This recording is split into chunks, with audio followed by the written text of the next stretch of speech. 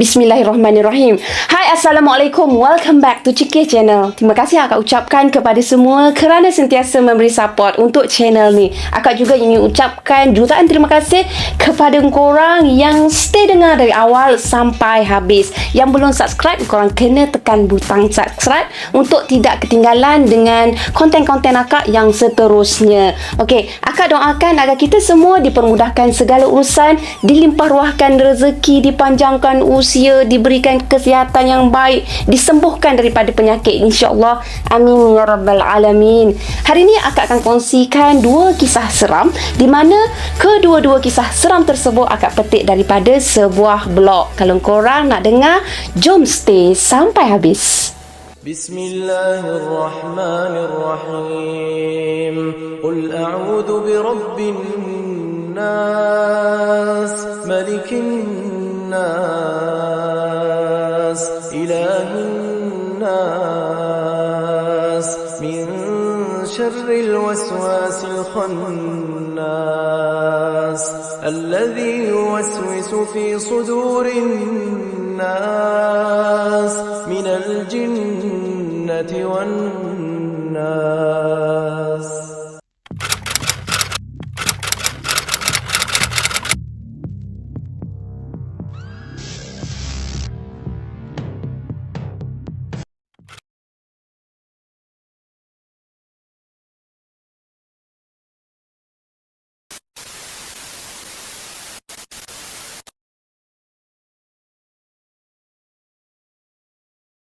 Akak mulakan dengan kisah seram yang pertama. Di mana kisah seram yang pertama ni, dia mengenai misteri mencari bayi dekat wad. Kisah ini dilalui oleh seorang jururawat yang bekerja di sebuah hospital. Jururawat tersebut dikenali sebagai Saripah. Akak tak sure sama ada nama dia tu nama benar atau tidak. Okey, setiap hari tanpa jemulah, Saripah dia akan melakukan kerja menjaga bayi ni dekat wad penjagaan bayi yang baru dilahirkan. Apa yang membuatkan Saripah ni dia seronok dengan tugas tersebut adalah sebab dia rasalah sikap dia tu memang dah sinonim dengan bayi. Dia sukakan pada kanak-kanak. Lepas tu perasaan sayang pada kanak-kanak tu memang dah sebati dalam diri dia. Tambahan pula Saripah ni dia sendiri pun memang mempunyai seorang anak yang baru je berusia setahun, membuatkan naluri keibuan dia tu terserlah sangat. Dia kuat sangat tau, rasa sayang pada kanak-kanak dan bayi. Macam tu lah. Jika sesetengah orang ni dia takkan selesa tau dengan tangisan bayi yang laparkan susu, bayi yang rimaskan lampin dah basah, dah penuh kan. Tapi bagi Saripah, tangisan tersebut seakan satu bunyi yang dah sebati dalam diri dia. Dah nama pun kerja dia kat situ. Sebagai ibu, dia pernah merasai keadaan tersebut. Memang tak dapat dinafikan. Pada mulanya dia ni rasa tak selesa juga dengan keadaan tu. Tapi lama-kelamaan dia biasakan diri. Alhamdulillah dia dah lali. Setelah 2 bulan ditugaskan bekerja shift siang, kini tibalah giliran Saripah pula untuk masuk kerja shift malam. Sebagai kaki tangan baru ni, Saripah dia hanya mampu ikut je lah jadual apa, tak banyak soal kan, tak payahlah nak tanya kan. So nasib baik jugalah suami dia ni bekerja dari pukul 9 pagi sampai 5 petang. Makanya Saripah dia tak adalah risau sangat untuk anak dia kat rumah kan. Untuk penjagaan anak dia, suami dia boleh jagalah kan. Jadual kerja Saripah ni memerlukan dia sentiasa memeriksa bayi-bayi dekat wad berkenaan agar segala-galanya berjalan dengan lancar, berjalan dengan sempurna. Selain Saripah, terdapat jugalah lebih kurang 2 ke 3 orang jururawat yang akan bertugas bersama tau, menjaga bayi dekat situ secara bergile-gile. Dengan cara macam tu jugalah mereka ni dapat berehat sambil melakukan kerja-kerja lain. Tak adalah terlalu penat kan. Kalau non-stop letih juga kita pun kan, nak mengadap je kan. So, hari pertama bekerja malam, segala-galanya berjalan dengan lancar. Okey, Alhamdulillah semuanya okey. Semuanya dalam keadaan baik-baik je. Cuma kadang-kadang Saripah dengan rakan sekerja dia ni akan rasa sedikit sibuk lah apabila terdapat kelahiran baru pada waktu waktu itu. Namun disebabkan diri mereka masing-masing ni dah dilatih untuk mengatasi sebarang masalah, setiap tugas mampu dilakukan dengan sebaik mungkin. Alhamdulillah. Begitu jugalah dengan hari kedua, sama juga. Segala-galanya baik, segala-galanya aman je. Itu membuatkan Sharifah ni dia berasa senang hati walaupun ditugaskan pada waktu malam.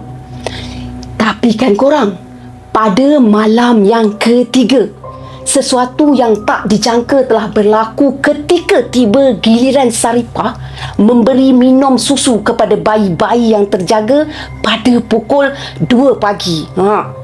Tangisan seorang bayi lelaki yang agak kuat memecah keheningan awal pagi, membuatkan Sharifah yang baru bertukar giliran dirasa terkejut tau. Tergamam dia. Sepanjang pengalaman dia bekerja lah, tak pernah pun dia mendengar bunyi tangisan yang sekuat tu, yang semacam tu. Sedang Sharifah ni dia tergesa-gesa nak menuju ke bilik yang menempatkan bayi tersebut, tiba-tiba dia dengar tau suara seorang wanita yang meminta dia agar cepat kat sana. Cepatlah. Terkejut juga tau Sharifah bila mendengar suara tu. Sebab lah kan, setahu dia lah, pada waktu tersebut tak ada pun ibu-ibu yang terjaga. Yang dia tahu, semua ibu terlena. Mungkin jugalah tu hanya khayalan dia kot. Fikir Sharifah dalam hati supaya dia tak fikir yang bukan-bukan pun. Dia positifkan diri dia kan. Okey, sebaik sahaja Sharifah sampai ke dalam bilik tersebut, dia rasa amat terkejut tau apabila dia melihat bayangan seorang wanita berada di luar cermin bilik tu.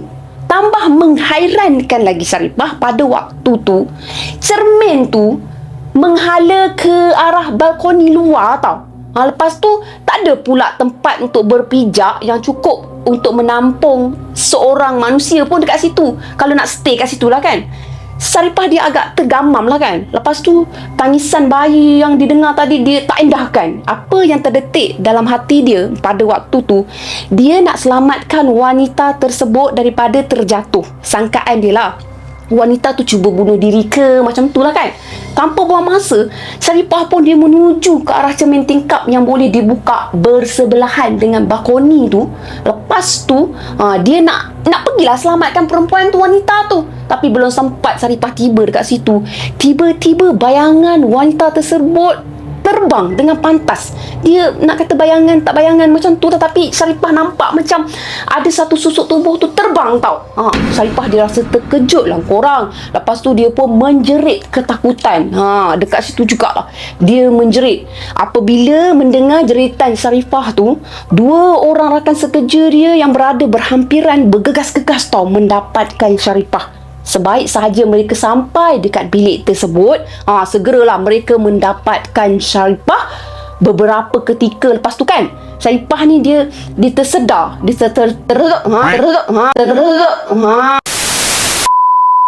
tersedar dari terkejut. Lepas tu dia pun pergilah dapatkan bayi yang menangis tu. Sebab itu tugas dia kan. Nasib baiklah tak ada apa-apa pun yang berlaku pada bayi lelaki tu.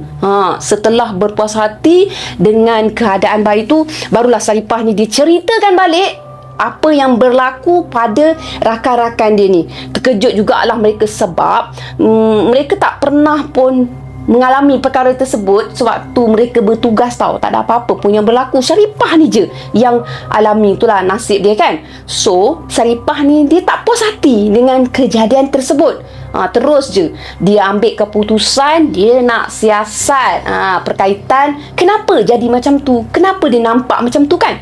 So dia kaji jugalah latar belakang bayi tu. Siapa bayi tu, kenapa dia menangis, kenapa pula bila bayangan perempuan tu datang dia menangis macam tu kan. So setelah disiasat, barulah Sharifah ni dia faham apa yang berlaku tau. ibu bayi tersebut sebenarnya telah meninggal dunia sebaik sahaja bayi tu dilahirkan. Mungkinlah disebabkan rindu, disebabkan kasihan dengan anak dia. Dikatakan roh wanita tersebut datang melawat anak dia pada malam tu. Mungkinlah, wallahualam, kita memang tak dapat nak confirmkan, tak dapat nak jelaskan, tapi situasinya macam tu lah. Jadi untuk kisah yang pertama, jadi tamatlah kisah yang pertama.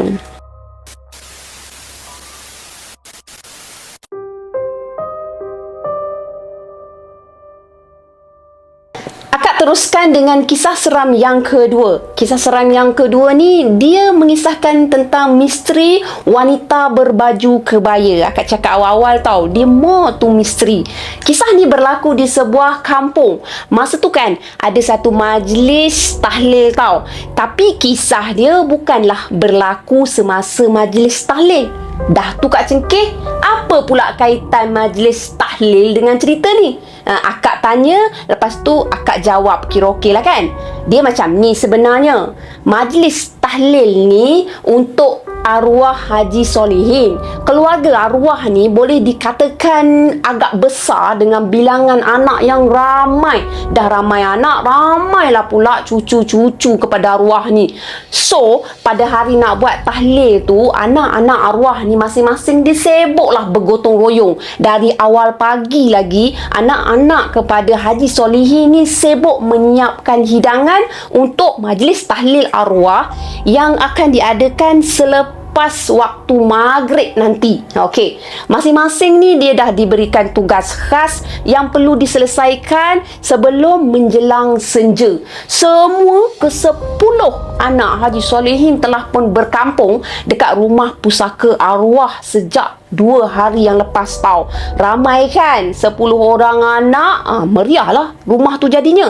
Masa itulah mereka membersihkan rumah yang telah ditinggalkan semenjak kematian Haji Solihin. Dan mereka ni mulalah dia mengumpul kayu api dekat bawah bangsal untuk memasak tau. Dekat kampung tersebut, kalau anak beranak Haji Solihin ni dia balik serentak, barulah suasana kampung tu dia bertukar wajah. Jadi macam kampung tu meriah sangat, dengan keriuhan 10 orang anak dengan bilangan cucu tu mencecah 40 orang. Lepas tu ada pula cicit lagi. Memang super-super meriah tau. Rumah arwah ni jadi riuh rendah dengan suara kanak-kanak bersorak, bermain bola, macam-macam lah. Suara ibu pula tengah marah anak dara hok lambat mandi, dengan suara si bapa pula sibuk mengarah, tapi mata dia tu asyik melekat je dekat kaca televisyen duk tengok TV gitulah. Suasananya memang meriah. Itulah gambarannya. Tibalah Pat bercerita bab seram sambil memasak sambal sotong dekat bangsal tepi pokok jambu tau. Sambil tu jugalah anak ketiga Haji Solihin yang mesra dipanggil sebagai Kamariah, dia mulalah buka cerita kisah dia masa zaman-zaman kecil dulu. Dia bagi tahulah, dia ceritakan semula sambil masa tu tangan dia duk mengacau kuah sambal, sambil menyambal, sambil cerita, sambil menyambal, sambil cerita. Turut sama membantu Kamariah dekat bangsal tu adalah seorang anak dara dia sendiri, lepas tu 3 orang anak saudara dia yang baru tiba daripada Temeloh Pahang. Sedang Kamariah ni dia rancak bercerita, tiba-tiba mata dia memandang ke arah sepohon pokok kundang yang rendang tak orang. Lepas tu dia kembali memandang pada sambal yang sedang dia masak dan sedang dia godek tu. Lepas tu dia cakap lah macam ni. Kamu semua nampak tak pokok kundang yang lebat berbuah dekat tepi parit tu? Soal Kamariah sambil mengalih-alihkan kayu api. Dulu masa arwah tok kamu ada, dia pernah bercerita tau tentang perempuan cantik yang sering berada kat situ. Yang peliknya, hanya lelaki sahaja yang pernah melihat perempuan cantik tu. Arwah wan kamu sendiri tak pernah pula berjumpa ke, ternampak ke dengan perempuan tu. Pelik kan? Kata Kamariah. Lepas tu anak saudara dia pun tanyalah, siapa perempuan cantik tu Mak Lang? Dia orang kampung ni juga ke? tanya Syidah. Anak saudara dia tu nama dia Syidah tau. Menurut arwah tok kamu ni, Orang kampung percaya perempuan cantik yang mereka temui itu arwah Mak Ngah Bibah yang meninggal akibat menggantung diri. Malaslah nak cerita, tapi dah buka cerita kan, cerita jugalah. Dulu arwah ni dialah yang tanamkan pokok kundang ni dekat tepi parit tu. Selepas je arwah meninggal, suami dia terus meninggalkan kampung ni. Lepas tu dijualnya tapak rumah ni, tanah apa semua pada orang lain. Mereka tu bukan penduduk asal pun dekat kampung ni, tapi yelah merantau dekat sini kan. Mereka tu datangnya dari Patani. Arwah Mak Bibah ni pernah menjadi Ratu Kebaya sebelum berkahwin kali kedua dengan Pak Bidin. Faham lah. Bila dah dapat gelaran Ratu ni, orangnya mestilah cantik molek kan. Kiranya dia memang jadi sebutan dekat kampung ni. Pada mulanya Pak Bidin ni kembang kempis bila orang tu puji-pujikan isteri dia. Tapi lama kelamaan dia mulalah pandai hati. Bila dah kenal dengan erti cemburu ni, badan Mak Ngah Bibah jadi mangsa tau. Pak Bidin dia melepaskan amarah dia. Semua orang kampung ni tahulah Pak Bidin ni mendera isteri dia tau. Bukan seorang dua yang pernah menasihatkan dengan dia, malah dah berbuih mulut orang kampung cuba nak damaikan mereka. Tapi gagal. Sebabnya tu lah, ikutkan sangat bisikan syaitan. Lagi kita bergaduh, bermusuh ni, lagi sukalah iblis syaitan ni. Masa kita sendiri, masa tu kita sendirilah nak kena kawal emosi kita.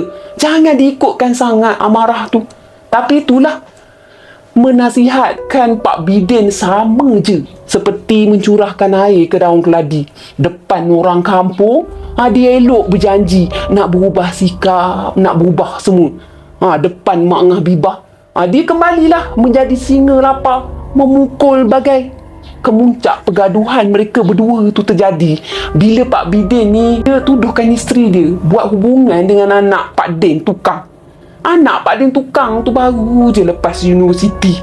Sementara nak nunggu peluang kerja, dia nolonglah ayahnya bertukang, nyiapkan rumah orang kampung.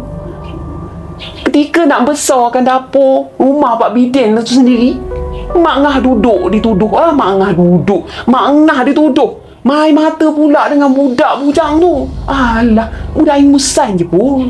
Puaslah Mak Ngah nafikan tuduhan liar suami dia tu. Tapi Pak Bidin ni sedikit pun dia tak ambil peduli. Hari tu berbiratlah badan Mak Ngah ni dirotan dengan Pak Bidin. Dia pukul Mak Ngah ni macam budak kecil dibuatnya.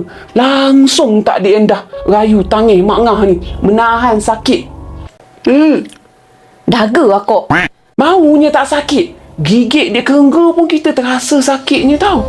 Puaslah melihat Mak Ngah ni kesakitan kena rotan.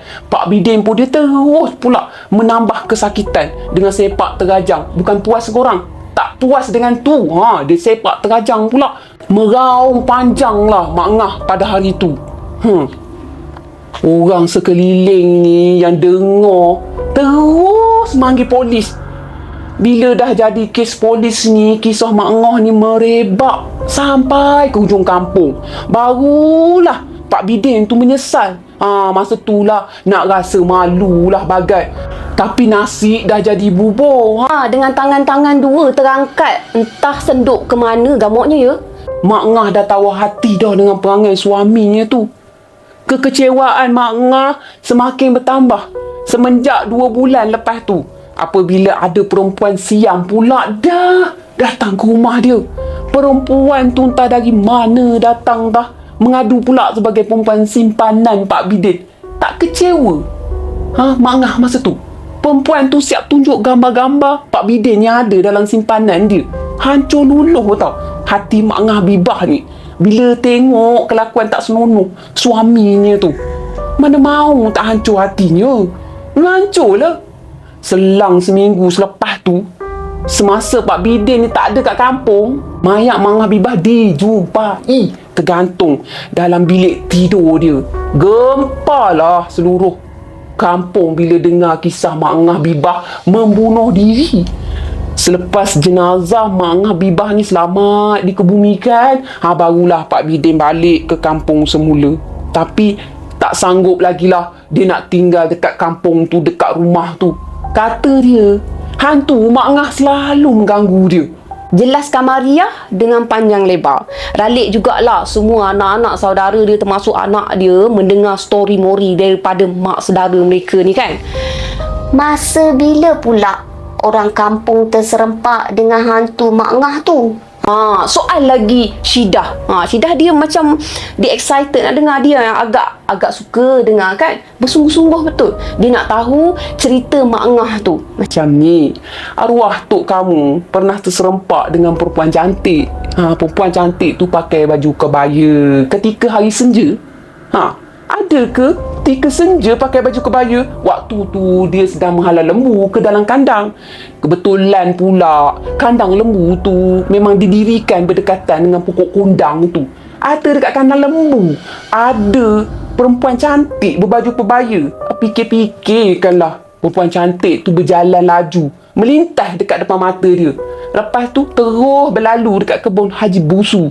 Segala-galanya tu berlaku dengan pantas. Nampak dengan pantas saja. Tak adalah dia berhenti.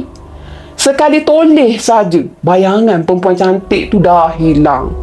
Selain daripada arwah tok kamu, Haji Busu pun pernah tahu terserempak dengan perempuan berkebaya tu sewaktu balik daripada majlis tahlil dekat rumah Pak Utih. Menurut cerita dia, ini kena celur lah, dah malam kan ni? Belum malam lagi, dah siang nak senja je. Haji Busu dia mendengar suara perempuan menangis di bawah pokok kondang tu lah.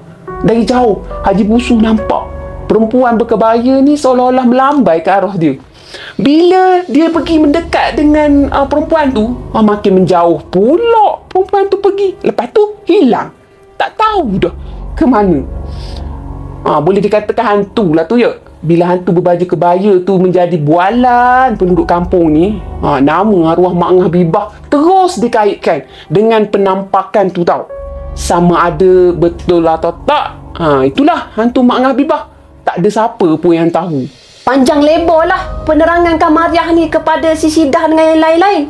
Selepas bercerita panjang lebar tu, Kamariah pun dia teruslah mengusik anak-anak saudara dia, anak dia dengan cerita hantu yang pernah dia dengar sebelum ni. Masing-masing dia melompong lah kan, dengar excited semua, dengar cerita kan, macam best je.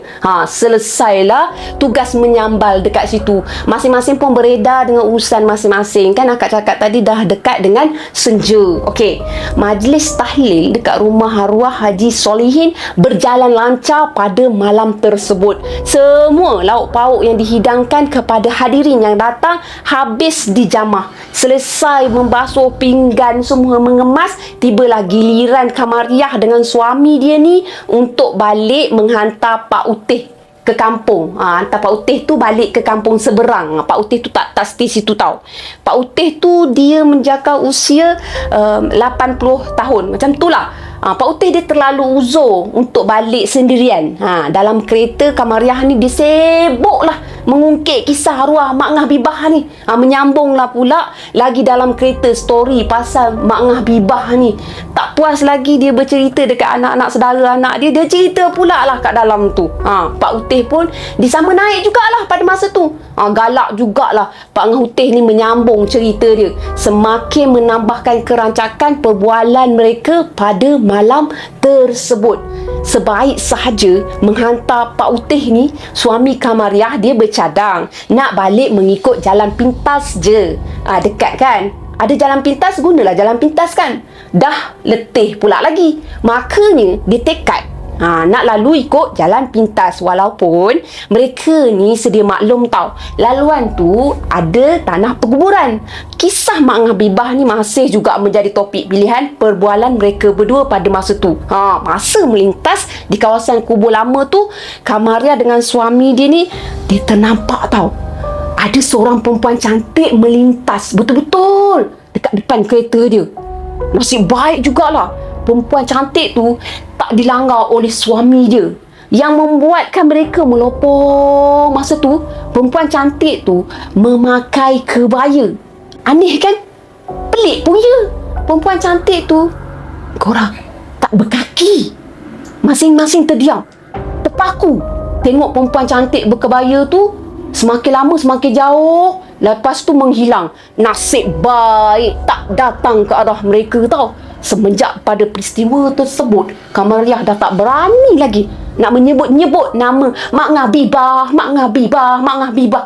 Agaknya lah dia sendiri pun tak menyangka tau akan bertemu dengan perempuan berbaju kebaya tu. Macam tu lah kisahnya.